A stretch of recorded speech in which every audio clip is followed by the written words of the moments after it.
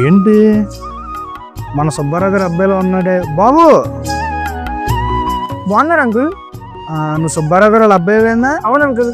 ఏంటమ్మా చూసి చాలా రోజులు అయిపోయింది. ఎప్పుడో చిన్నప్పుడు చూశాను. అంకుల్. ఓకే, ఇప్పుడు చదువమ్మా జాబా? Job uncle. ఓకే, ఎవరు రాలేదో పికప్ చేసుకుంటే దింపనా? పర్లేదు అంకుల్, అలా ఊరు చూస్తే వెళ్ళిపోతా అంకుల్. ఓకే నాన్న. అంకుల్ ఏంటి ఊరంతా ఎలా ఉంది? ఏం చేస్తామమ్మా, ప్రభుత్వాలు అవి నీట్గా చెయ్యాలి కానీ. సరే సరే అంకుల్. అవునమ్మా, కలుస్తాను అంకుల్ మళ్ళీ. ఓకేనమ్మా, బాయ్ అంకుల్. బాయ్.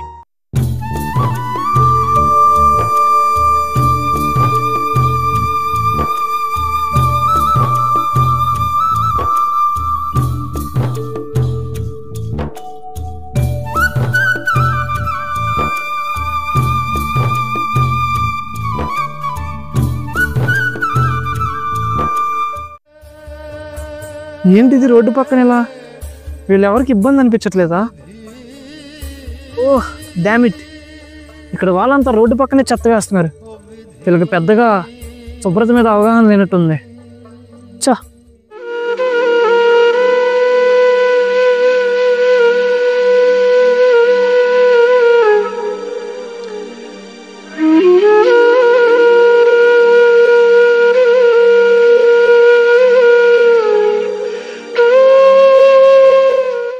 చిన్ని, మాయా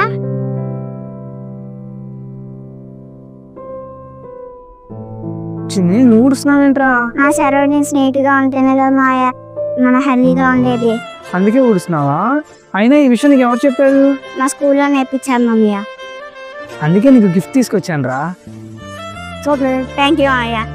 హెచ్చరిక: మన పరిసరాలు అందంగా కనపడాలంటే ముఖ్యంగా మనం మన ఇల్లు, మన పరిసరాలను పరిశుభ్రంగా ఉంచుకోవాల్సిన పూర్తి బాధ్యత మనదే, కానీ అది ప్రభుత్వానిదో ఇతరులదో కాదు.